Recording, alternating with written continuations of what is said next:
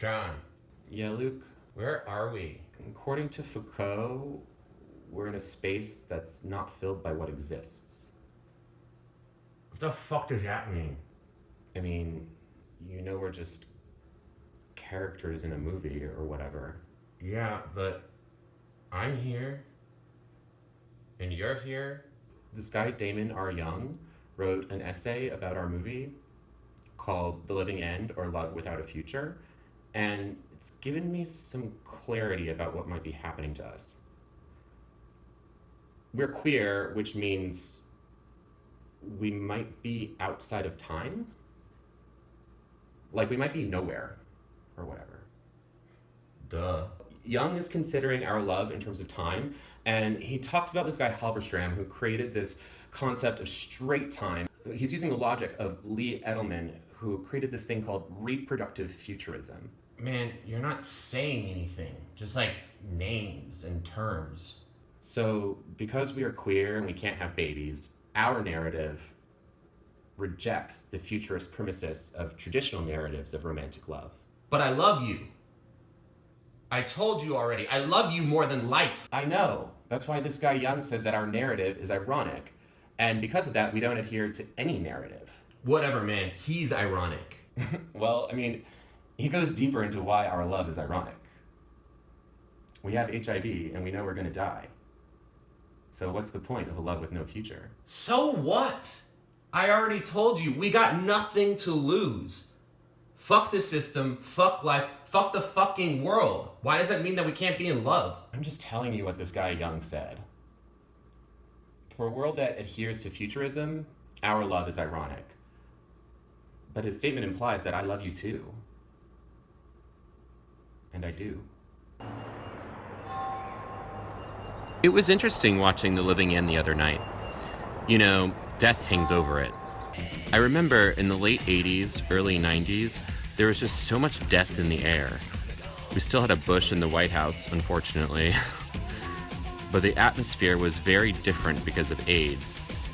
AIDS is still a big problem, but the way it was just the kind of unstoppable Holocaust at that time made it the whole sense of everybody's anxiety, anger, frustration, helplessness. It all very much fed into those movies. It was really crystallized in these films. I think that's why it's so great to have these artifacts now of this time. It was a very historical, landmark moment. I saw this video that I think you'd like. Oh yeah? Yeah. It's called Fast Trip, Long Drop by Greg Bordowitz. This totally rad activist from ACT UP who made videos that presented hopeful representations of and for people with AIDS. But eventually he got tired of being hopeful.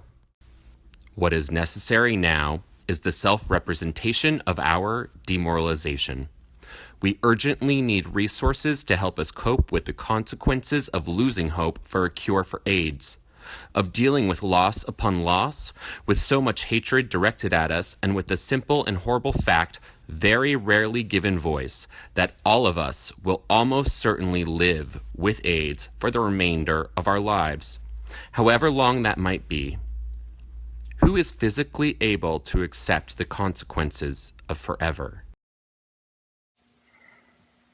I think you've provided us all with a powerful model of a person surviving and thriving with AIDS.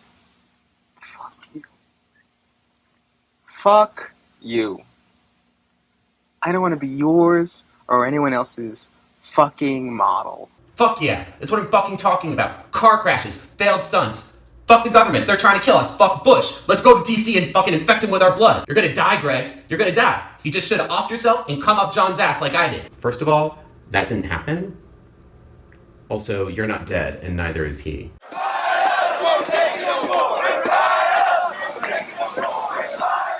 It's difficult for me to talk about my anxieties about longevity. First, because I lost many friends, and I feel that I owe it to them not to complain about living. After all, living longer, surviving, does not fall into the category of oppression. I'm lucky, right? However, I tested positive when I was 23. I didn't think I was going to be living in 2 years. Forget living to see 30. I spent my entire 20s thinking I was going to die. I didn't prepare for a long life. I gave no thought to money or a career. I didn't think about what I wanted to do with my life. Or rather, I did. I decided that I would do only what was meaningful to me in the short time that I thought I had. Now I find myself facing the more abstract questions of existence, like, what do I want to do for the rest of my life? He's alive. And we are too. Where the fuck are we? We're characters in a movie. We live inside of a narrative. In that narrative, you wanted to die, to go out with a big bang. But the movie didn't let you. Do it! What the fuck are you waiting for? Just do it! Do it!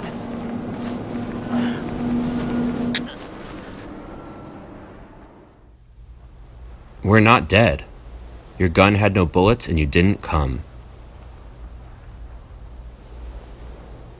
In his essay, Young writes, in the film's final wide shot of two bodies, now tiny silhouettes against a vast coastline, what remains salient in the wake of the breakdown of all the forms of narrative machinery that might earnestly attempt to sustain it is only their togetherness.